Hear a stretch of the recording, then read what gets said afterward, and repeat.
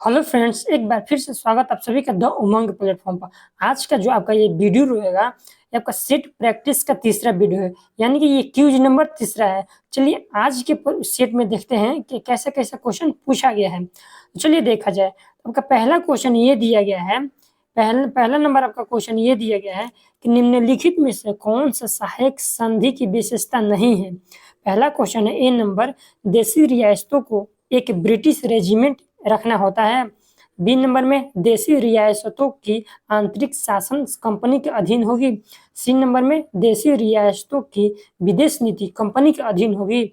या D number में company की सेना का खर्च रियासत उठाएगी। तो हमको बता दें कि जो सहायक संधि की जो विशेषता है वो आपका ऑप्शन नंबर सी हो जाएगा, यानी कि देशी रियासतों की विदेश नीति जो थी वो कंपनी के अधीन न थी, बल्कि वो स्वतंत्र थे। ठीक है, तो इसका सही उत्तर ऑप्शन नंबर सी गलत हो जाएगा। ठीक है, क्योंकि यहाँ पे दिया हुआ है कि कंपनी के अधीन थी, वो कंपनी के अधीन नहीं बल्कि वो स्वतंत्र थे, इसलिए इसका सही उत्तर ऑप्शन नंबर सी हो जाएगा। उसका नेक्स्ट नंबर, दूसरा नंबर में क्वेश्चन देखते हैं। दूसरा नंबर का क्वेश्चन ये दिया गया है, निम्न में से किस समाचार पत्र पर वर्नाक्यूलर प्रेस एक्ट के तहत कार्यवाही की गई थी। एन नंबर में है पायनियर, बी नंबर में है भारत मिहिर, सी नंबर में है बंगाली और डी नंबर में नन ऑफ दीज है। तो जो वर्नाकुलर प्रेस एक्ट था वो आपका भारत मिहिर जो था उस पर कार्रवाई की गई थी, यानी कि वर्नाकुलर प्रेस एक्ट के तहत जो भारत मिहिर जो पत्रिका था उस पर कार्रवाई की गई थी। इसका सही उत्तर ऑप्शन नंबर बी हो जाएगा। ये जो था पायनियर, ये तो वर्नाकुलर प्रेस एक्ट का सपोर्टर था। कौन था? इसका ये सपोर्ट करता था, इसलिए इसके सही उत्तर ए नंबर नहीं होगा बल्कि बी नंबर हो जाएगा। ठीक है, उसके बाद नेक्स्ट तीसरा नंबर क्वेश्चन देखते हैं। 3 नंबर क्वेश्चन आपका ये दिया गया है।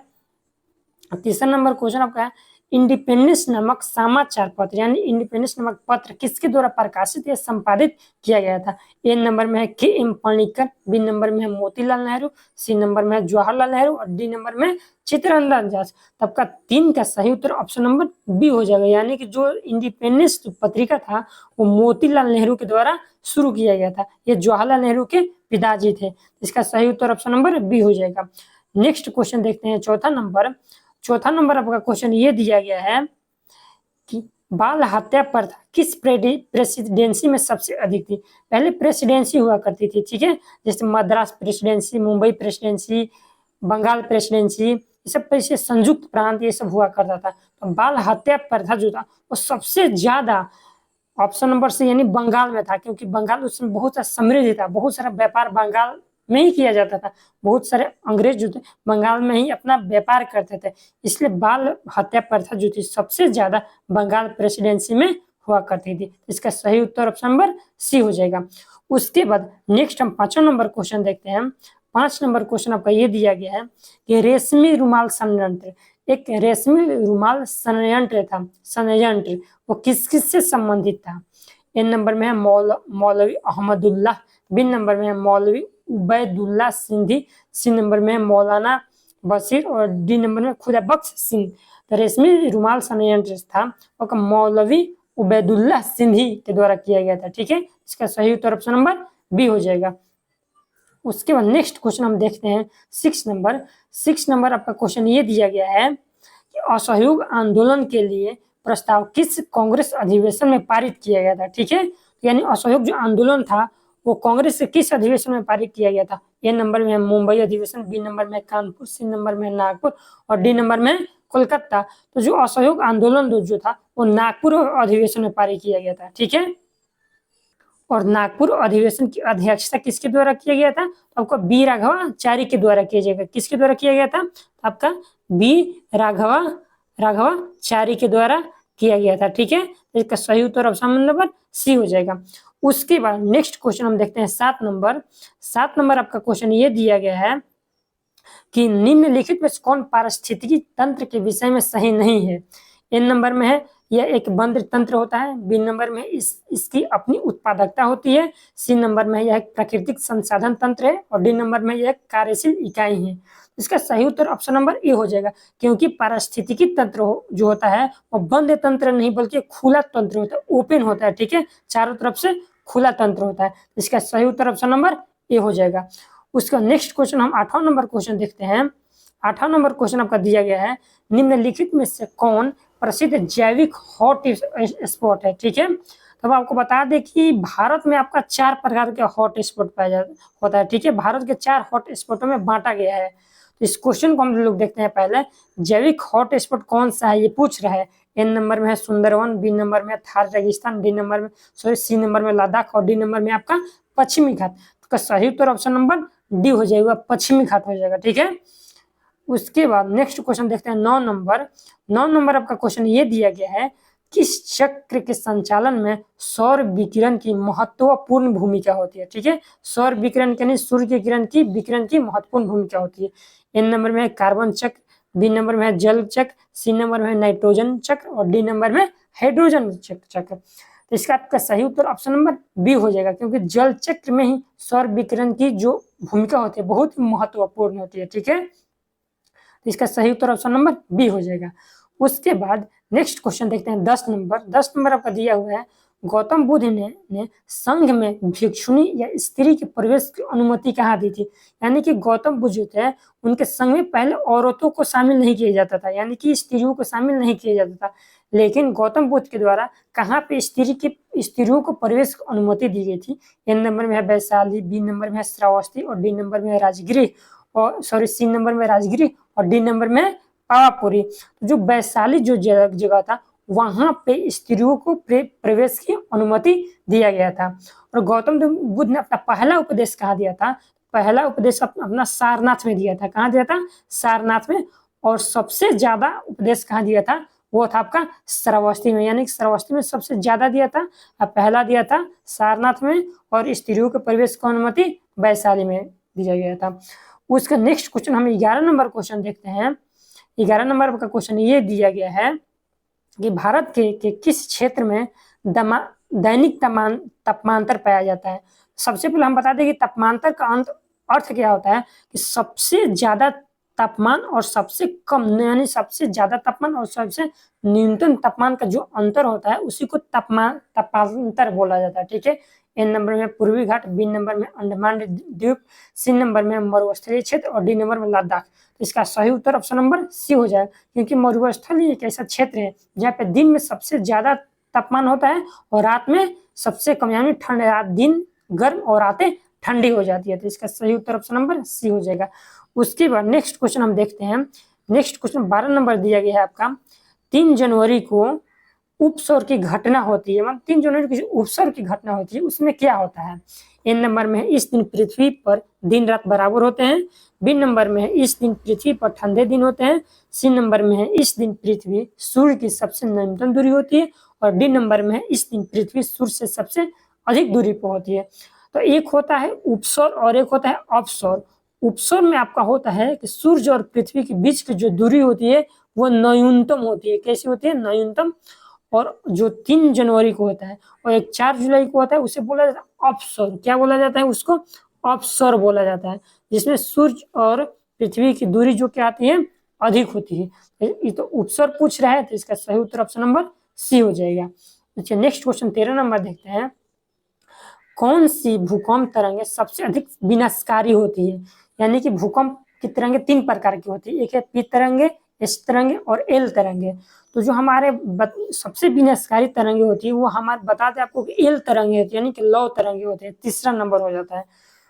प्राइमरी जो तरंगे होती है ये पृथ्वी के अंदर तीनों माध्यमों से होकर के गुजरती है। ठीक है, और जो एस तरंगे होती है वो केवल ठोस से होकर के जाती है और एल तरंगे होती है ये पृथ्वी पर सतही भाग पर होती है।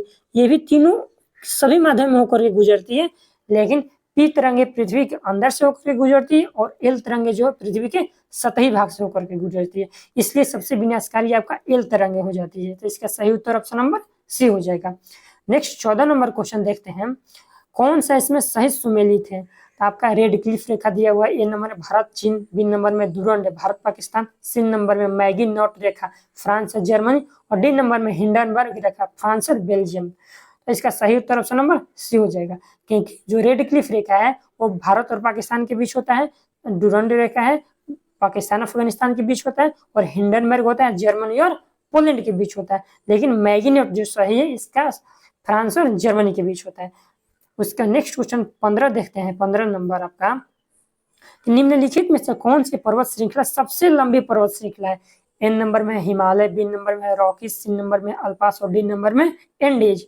सबसे लंबी पर्वत श्रृंखला जो होती है वो आपका एंडीज पर्वत श्रृंखला है। ये एंडीज आपका किस महादेश में पड़ता है? आपका दक्षिण अमेरिका में पड़ता है, ठीक है, दक्षिण अमेरिका में। और रॉकी जो है आपका उत्तरी अमेरिका में पड़ता है। कहाँ? उत्तरी अमेरिका में पड़ता है। हिमालय जो आपका है एशिया में पड़ता है, और अल्पास जो है आपका यूरोप में पड़ता है, ठीक है, अल्पास जो है आपका यूरोप में पड़ता है। इसका सही उत्तर ऑप्शन नंबर डी हो जाएगा। उसके नेक्स्ट क्वेश्चन 16 नंबर देखते हैं। 16 नंबर आपका दिया गया है क्या कि किस अधिनियम के द्वारा केंद्रीय बजट को राज्यों के बजट से अलग कर दिया गया था, ठीक है, यानी कि पहले जो था केंद्रीय बजट में ही राज्यों का बजट भी पेश किया जाता था, लेकिन किस अधिनियम के द्वारा दोनों को, यानी राज्य का बजट अलग और केंद्र का बजट अलग कर दिया गया। एन नंबर में है 1909 अधिनियम, बी नंबर में है भारत शासन अधिनियम 1919, सी नंबर में है भारत शासन अधिनियम 1935 और डी नंबर में नन ऑफ दीज। इसका सही उत्तर ऑप्शन नंबर बी हो जाएगा, यानी कि भारत शासन अधिनियम 1919 के द्वारा केंद्रीय बजट और राज्यों के बजट को अलग कर दिया गया था। इसका सही उत्तर ऑप्शन नंबर बी हो जाएगा। उसका नेक्स्ट क्वेश्चन देखते हैं 17 नंबर, निम्नलिखित में से किस योजना के आधार पर संविधान सभा का गठन हुआ था, ठीक है। एन नंबर में कैबिनेट मिशन, बी नंबर में क्रिप्स मिशन, सी नंबर में ली कमीशन, डी नंबर में आपका हंटर मिशन। तो जो कैबिनेट मिशन के तहत ही भारतीय संविधान का गठन किया गया था। ली कमीशन तो आपका यूपीएससी से संबंधित है, हंटर मिशन तो आपका जालियांवाला बाग हत्याकांड करने के लिए आया था, और क्रिप्स मिशन 1940 में आया था, ठीक है। तो इसका सही उत्तर ऑप्शन नंबर ए हो जाएगा। उसका नेक्स्ट क्वेश्चन देखते हैं हम 18 नंबर कि अंतरिम सरकार के गठन की घोषणा कब की गई थी। एन नंबर में 12 अगस्त 1946, बी नंबर में 24 अगस्त, सी नंबर में 15 अगस्त और डी नंबर में 7 जुलाई। जो हमारा अंतरिम सरकार का गठन किया गया था, अंतरिम सरकार का गठन आपका किया गया था वो 24 अगस्त 1946 को किया गया था, ठीक है। और बता दें कि जो अंतरिम सरकार का गठन किया गया था उसमें मुस्लिम मंत्री यानी मुस्लिम सदस्यों की संख्या कितनी थी? तो आपको 5 थी। ये आपका एग्जाम में पूछा जाता है, ठीक है। इसका सही उत्तर ऑप्शन नंबर बी हो जाएगा। उसका नेक्स्ट क्वेश्चन हम देखते हैं। नेक्स्ट क्वेश्चन आपका है 19 नंबर, निम्नलिखित में से कौन सा कथन सही है, ठीक है। एक नंबर में, जब राज्य में राष्ट्रपति शासन लागू हो तो संसद को संबंधित राज्य के लिए राज्य सूची पर कानून बनाने की शक्ति प्राप्त होती है। ये आपका सही है। उसके बाद देखिए दूसरा है, राष्ट्रपति शासन के उपरांत भी संसद द्वारा बनाया गया कानून प्रभावी रहता है या नहीं? हाँ, बिल्कुल रहता है, ठीक है। ये दोनों जो है क्वेश्चन सही है। इसका सही आंसर हो जाएगा ऑप्शन नंबर सी, 1 और 2 दोनों सही है। उसका नेक्स्ट क्वेश्चन हम देखते हैं 20 नंबर। 20 नंबर आपका ये दिया गया है कि अनुच्छेद 54 का संबंध किससे है? एन नंबर में है राष्ट्रपति के निर्वाचन, बी नंबर में है राष्ट्रपति की पदावधि, सी नंबर में उपराष्ट्रपति के निर्वाचन, डी नंबर में है राष्ट्रपति के शपथ। जो 54 है वो राष्ट्रपति के निर्वाचन से संबंधित है, ठीक है। और राष्ट्रपति का शपथ जो होता है वो अनुच्छेद 60 में इसका चर्चा किया गया है। तो इसका सही उत्तर ऑप्शन नंबर ए हो जाएगा। नेक्स्ट 21 नंबर क्वेश्चन आपका ये दिया गया है। 21 नंबर आपका क्वेश्चन ये दिया है, निम्न में से कौन सा गलत है? गलत का पहचान करना है। एन नंबर में, राज्य लोक सेवा आयोग के सदस्य व अध्यक्ष की नियुक्ति राज्यपाल के द्वारा किया जाता है। हाँ, ये किया जाता है, सही है। ये राज्यपाल के द्वारा किया जाता है, लेकिन हटाया जाता है राष्ट्रपति के द्वारा, ठीक है, ध्यान दीजिएगा इसको। बी नंबर में है, राज्य लोक सेवा आयोग के अध्यक्ष या सदस्य कार्यकाल के बाद पुनः नियुक्त नहीं किया जाता है। यह भी आपका सही हो जाएगा, क्योंकि उनको नियुक्त किया जाता है। उसका सी नंबर में, राज्य लोक सेवा आयोग के अध्यक्ष या सदस्यों के वेतन भत्ता राज्य संचित निधि से दिया जाता है, जबकि पेंशन भारत के संचित निधि से दिया जाता है। ये गलत हो जाएगा। इसलिए गलत हो जाएगा, राज्य लोक सेवा आयोग के अध्यक्ष व सदस्यों के वेतन तो राज्य के संचित निधि से दिया जाता है, लेकिन उनका पेंशन भी राज्य के संचित निधि से ही दिया जाता है। तो इसका सही उत्तर ऑप्शन नंबर सी हो जाएगा। उसके बाद नेक्स्ट क्वेश्चन देखते हैं 22 नंबर। 22 नंबर आपका दिया गया है क्या कि वित्त आयोग के संबंध में कौन विचार करना है। पहला है, वित्त आयोग के एक अध्यक्ष व 2 सदस्य होते हैं। दूसरा में, इनका कार्यकाल राष्ट्रपति के आदेश के तहत होता है। तीसरा है, इनकी पूर्ण नियुक्ति नहीं हो सकती है।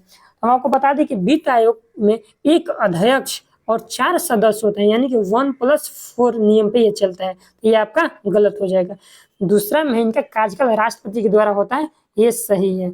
इनकी पुनर्नियुक्ति नहीं होती, ये पुनर्नियुक्ति होती है, ये बार फिर से ये चुना जा सकते हैं। ये भी गलत हो जाएगा। इसका सही उत्तर ऑप्शन नंबर क्या हो जाएगा? बी, क्योंकि यहाँ पे गलत पूछ रहा है। ठीक है, नेक्स्ट क्वेश्चन है 23 नंबर आपका।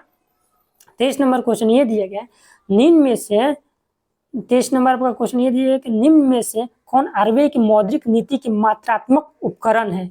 एक नंबर में वैधानिक तरलता अनुपात, दूसरा है नगद आरक्षित रेशियो, तीसरा है खुले बाजार की क्रिया। आपका 23 नंबर का उत्तर हो जाएगा ऑप्शन नंबर डी, यानी कि तीनों आरबीआई के मौद्रिक नीति के मात्रात्मक उपकरण होते हैं। ठीक है, 1, 2, 3। नेक्स्ट क्वेश्चन 24 नंबर देखते हैं। 24 नंबर आपका क्वेश्चन ये दिया गया है, प्रधानमंत्री किसान संपदा योजना का उद्देश्य है इसमें से। ए नंबर में है कृषि उत्पादन में वृद्धि, बी नंबर में है आपका आसान कृषि ऋण, सी नंबर में खाद्य प्रसंस्करण को बढ़ावा देना और डी नंबर में किसानों का प्रशिक्षण। जो हमारा प्रधानमंत्री किसान संपदा योजना के तहत आपका क्या दिया गया है, तो खाद्य प्रसंस्करण को बढ़ावा, यानी खादों को बढ़ावा देना, सुलभ करना, आसानी से किसानों को खाद्य उपकरण मिल जाए। इसका सही उत्तर ऑप्शन नंबर सी हो जाएगा। उसका नेक्स्ट क्वेश्चन देखते हैं, 25 नंबर आपका दिया गया है, निम्नलिखित में से कौन सी समिति FRBM अधिनियम से संबंधित है? एन नंबर में रघुराम जी समिति, बी नंबर में केलकर समिति, सी नंबर में विमल जलान समिति और डी नंबर में आपका NK सिंह समिति। इसका सही उत्तर ऑप्शन नंबर हो जाएगा डी, यानी कि NK सिंह समिति है, इनका संबंध FRBM अधिनियम से। ठीक है, उसका नेक्स्ट क्वेश्चन देखते हैं हम 26 नंबर। 26 नंबर कह रहा है, निम्नलिखित में से कौन सा संस्थान MSP यानी कि न्यूनतम समर्थन मूल्य के बारे में भारत सरकार को सिफारिश करता है? यानी MSP के बारे में कौन भारत सरकार को बतलाता है? एन नंबर में नीति आयोग, बी नंबर में नाबार्ड, सी नंबर में कृषि लागत एवं मूल्य आयोग और डी नंबर में भारतीय कृषि अनुसंधान परिषद। तो इसका ऑप्शन नंबर सी हो जाएगा, यानी कि कृषि लागत एवं मूल्य आयोग जो है MSP के बारे में भारत सरकार को सिफारिश करता है। तो इसका सही उत्तर ऑप्शन नंबर सी हो जाएगा। नेक्स्ट क्वेश्चन 27 नंबर देखते हैं, सीता अध्यक्ष का संबंध किससे है? आपको ये क्वेश्चन से ही आपको पता चल रहा होगा कि सीता अध्यक्ष का संबंध किससे है, तो आपका भूमि कर विभाग से है। ठीक है, तो ऑप्शन नंबर सी हो जाएगा। नेक्स्ट आपका 28 नंबर क्वेश्चन आपका ये दिया गया है, 28 नंबर का क्वेश्चन दिया गया है क्या कि 28 नंबर में आपका दिया गया है, कश्मीर के क्षेत्रीय इतिहास का सजीव वर्णन किस में मिलता है? यानी कि ये सारा किताब का नाम है, किसमें कश्मीर का वर्णन मिलता है?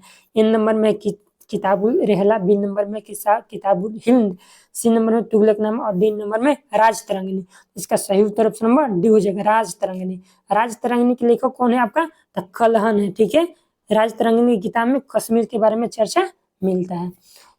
उसका नेक्स्ट क्वेश्चन देखते हैं 29 नंबर।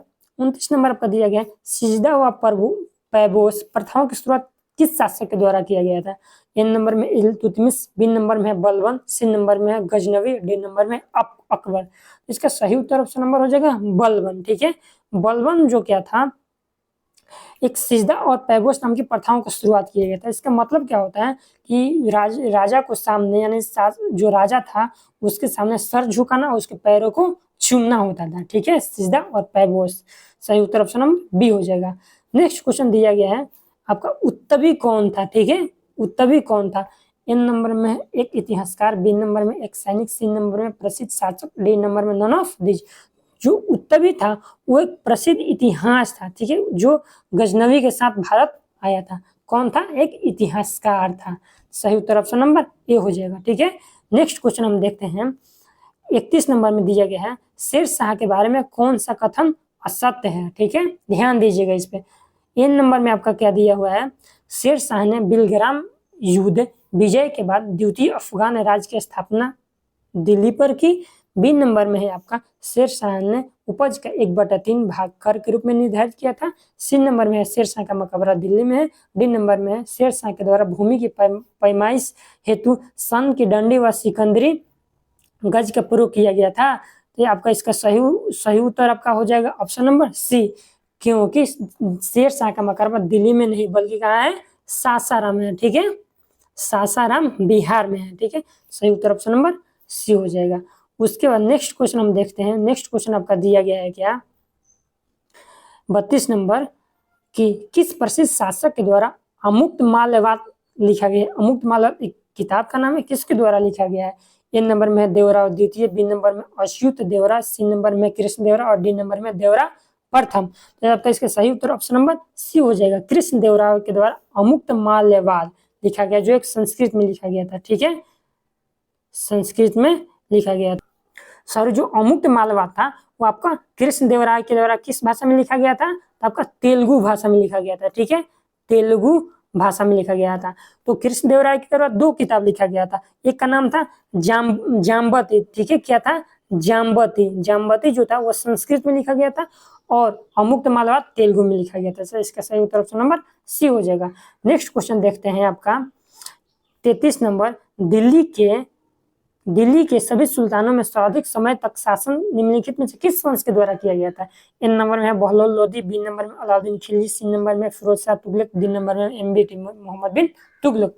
आपको बता दें कि सबसे ज्यादा शासक आपका बहलोल लोदी के द्वारा किया गया था। ठीक है, किसके द्वारा किया गया था? तो लोदी, ये क्या लोदी वंश का संस्थापक था बहलोल लोदी, इसी के द्वारा दिल्ली पर सबसे ज्यादा समय तक शासन किया गया था। तो इसका सही उत्तर ऑप्शन नंबर ए हो जाएगा। नेक्स्ट क्वेश्चन देखते हैं आपका 34 नंबर दिया गया है आपके यहाँ। 34 नंबर में दिया गया है निम्नलिखित में से कौन सा पदार्थ केंद्रक में सबसे ज्यादा मात्रा में पाया जाता है? ए नंबर में है कार्बोहाइड्रेट, बी नंबर में है प्रोटीन, सी नंबर में है फॉस्फोलिपिड, डी नंबर में DNA। आपका 34 नंबर का आंसर हो जाएगा ऑप्शन नंबर बी, यानी कि प्रोटीन जो है वो केंद्रक में सबसे ज्यादा मात्रा में क्या होता है? पाया जाता है। ठीक है, इसको ध्यान दीजिएगा। नेक्स्ट क्वेश्चन आपका हो जाता है क्या 35 नंबर। 35 नंबर में आपका दिया गया है क्या कि प्रकाश संश्लेषण की प्राथमिक अभिक्रियाएं क्लोरोप्लास्ट कहाँ संपन्न होती है? इन नंबर में है ग्रेना, बी नंबर में स्टोमा, सी नंबर में क्रोमोप्लास्ट, डी नंबर में आपका ल्यूकोप्लास्ट। आपका सही उत्तर ऑप्शन नंबर ए हो जाएगा। क्लोरोप्लास्ट की क्रिया जो होती है वो ग्रेना में संपन्न होती है। कहाँ संपन्न होती है? ग्रेना में होती है। और जो क्लोरोप्लास्ट की क्रिया होती है वो दिन में होती है। कब होती है? दिन में होती है। ठीक है, और रात के लिए स्ट्रोमा का उपयोग लोग पेड़ पौधे करते हैं और दिन में ग्रेना। इसका सही उत्तर ऑप्शन नंबर ए हो जाएगा। नेक्स्ट क्वेश्चन देखते हैं। हेलोफाइट होता है, हेलोफाइट क्या है? ए नंबर में वे पौधे जो बहुत अधिक मल वाले स्थान पर उगते हैं, बी नंबर में वे पौधे जो शुष्क वर्षा स्थानों पर उगते हैं, सी नंबर में वे पौधे जो न तो बहुत शुष्क और न ही नम जगहों पर उगते हैं, या डी नंबर में दिया गया है वे पौधे जो लवणों वाली मिट्टी पर उगते हैं। तो हेलोफाइट का मतलब ये होता है लवण, यानी कि वैसे पौधे को जो बोला जाता है जो लवणों वाली मिट्टी में उगते हैं। इसका सही उत्तर ऑप्शन नंबर डी हो जाएगा। उसके नेक्स्ट क्वेश्चन हम देखते हैं 37 नंबर आपका दिया गया है क्या निम्न में से कौन सा एड्स के लिए किया जाता है? कौन सा टेस्ट जो है एड्स के लिए किया जाता है? ए नंबर में PCR, बी नंबर में आपका रीपा, सी नंबर में CD4 और डी नंबर में आपका एलिसा दिया गया है। ठीक है, आपका ध्यान दीजिए इस क्वेश्चन के, क्वेश्चन क्या होता है बार बार आपको एग्जामों में पूछा जाता है। ठीक है, आपका इसका सही उत्तर ऑप्शन नंबर डी हो जाएगा। 1, 3 और 4, 1, 3 और 4, यानी कि PCR का टेस्ट एड्स रोग में किया जाता है, CD4 का भी किया जाता है और एलिसा का भी किया जाता है। ये एक वायरस से होने वाला रोग होता है। ठीक है, एड्स किससे होता है? वायरस से होता है। ठीक है, तो इसका सही उत्तर ऑप्शन नंबर डी हो जाएगा। नेक्स्ट क्वेश्चन देखते हैं आपका कि निम्नलिखित में से कौन सा रुधिर वर्ग के रुधिर प्लाज्मा में कोई एंटीबॉडी नहीं होता है? तो ये तो आपको जाहिर सी बात बहुत आसान क्वेश्चन है कि AB में आपका कोई एंटीबॉडी नहीं पाया जाता है और ए में कोई आपका एंटीजन नहीं पाया जाता है। ठीक है, एंटीजन नहीं पाया जाता। ध्यान दीजिएगा, अगर आपसे पूछा जाएगा कि किस ब्लड में एंटीबॉडी नहीं होता है तो आपका हो जाएगा AB, और किस ब्लड में आपका एंटीजन नहीं पाया जाता है तो वो हो जाएगा O। इसका सही उत्तर ऑप्शन नंबर सी हो जाएगा। नेक्स्ट क्वेश्चन हम देखते हैं। नेक्स्ट क्वेश्चन आपका हो जाएगा 39 नंबर दिया गया है क्या कि ट्रिपल वैक्सीन DPT में कौन एक नहीं है? तो DPT का अर्थ होता है, फुल फॉर्म होता है डिप्थीरिया, पर्टुसिस और टिटेनस, यानी डिप्थीरिया, पर्टुसिस और टिटेनस, यानी कि डिप्थीरिया, टिटेनस और काली खांसी इसको बोला जाता है, लेकिन पीलिया DPT में शामिल नहीं है। तो इसका सही उत्तर ऑप्शन नंबर डी हो जाएगा। नेक्स्ट क्वेश्चन देखते हैं आपका 40 नंबर। 40 नंबर आपका दिया गया है क्या दिया गया है 40 नंबर में? 40 नंबर में आपका दिया गया है अल्फा कण का द्रव्यमान हीलियम के एक अणु के बराबर होता है। इसके आवेश किसके बराबर होता है? ए नंबर में है 2 न्यूट्रॉन, बी नंबर में 2 इलेक्ट्रॉन, सी नंबर में 2 प्रोटॉन और डी नंबर में है 2 पॉजिट्रॉन।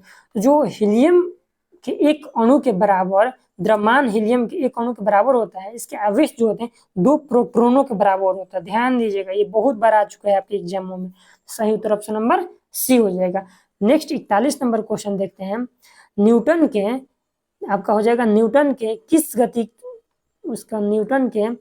किस गति के नियम से बल का व्यंजक प्राप्त होता है। एन नंबर में प्रथम गति का नियम, 2 नंबर में दूसरा व्यक्ति का नियम, सी नंबर में तृतीय गति का नियम और डी नंबर में नन ऑफ दीज। इसका सही उत्तर ऑप्शन नंबर बी हो जाएगा। यानी कि बल का पहला से होता है बल की परिभाषा निकल कर आता है और दूसरा से बल का व्यंजक निकलता है। यानी कि F बराबर में होता है एम, क्या होता है F बराबर में एम ए होता है। इसका सही उत्तर ऑप्शन नंबर बी हो जाएगा। नेक्स्ट क्वेश्चन देखते हैं हम आपका 42 नंबर आपका दिया गया है क्या कि सिलिकॉन, जर्मेनियम, कार्बन आदि पदार्थों की प्रतिरोधकता ताप बढ़ने पर क्या होती है। एन नंबर में दिया हुआ बढ़ती है, बी नंबर में घटती है, या सी नंबर में पहले बढ़ती है और फिर घटती है, या डी नंबर में none of these.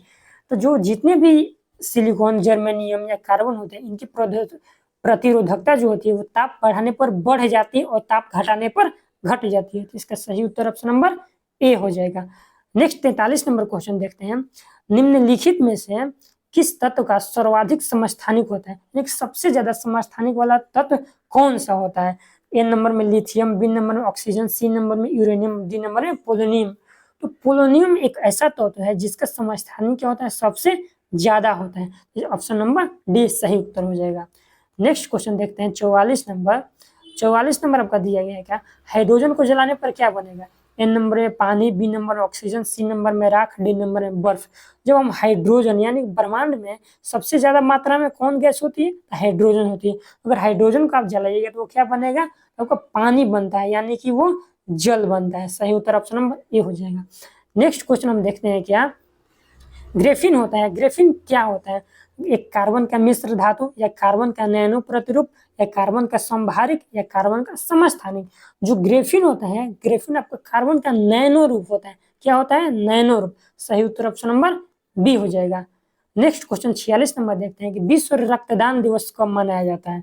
A number में है 7 मई, बी नंबर में 12 जून, सी नंबर में 9 मई और डी नंबर में 14 मई। तो विश्व रक्तदान दिवस आपका 14 जून को मनाया जाता है। तो इसका सही उत्तर ऑप्शन नंबर डी हो जाएगा। उसका नेक्स्ट क्वेश्चन देखते हैं 47 नंबर, मिलान करना है आपका, ठीक है, मिलान करना है। प्लाज्मा अनुसंधान संस्थान आपका कहाँ है, ये अलग भी आपका अलग अलग करके एग्जामों में भी पूछा जाता है। प्लाज्मा अनुसंधान संस्थान आपका गांधीनगर हो जाता है, राष्ट्रीय समुद्री विज्ञान संस्थान आपका पणजी हो जाता है, केंद्रीय खाद्य प्रौद्योगिकी संस्थान आपका मैसूर हो जाता है, और भारतीय मौसम विज्ञान संस्थान दिल्ली हो जाता है। ठीक है, इसको ध्यान दीजिएगा। उसका नेक्स्ट क्वेश्चन 48 नंबर क्वेश्चन देखते हैं कि पंचरात्र, पंचतंत्र नहीं है, बढ़िया से क्वेश्चन पढ़ना है। पंचरात्र का संबंध किस धर्म से है। एन नंबर में आपका है वैष्णव धर्म, बी नंबर में शैव धर्म, सी नंबर में जैन धर्म, डी नंबर में आपका बौद्ध धर्म। तो पंचरात्र का संबंध आपका वैष्णव धर्म से। किस धर्म से, आपका वैष्णव धर्म से। तो यही आज का जो आपका था, यही आपका क्वेश्चन था। ठीक है, आपके एग्जाम के पॉइंट ऑफ व्यू से सारे क्वेश्चन इंपॉर्टेंट है, आप इसको एक बार जरूर पढ़ लीजिएगा। आज के लिए इतना ही, मिलते हैं अगले वीडियो के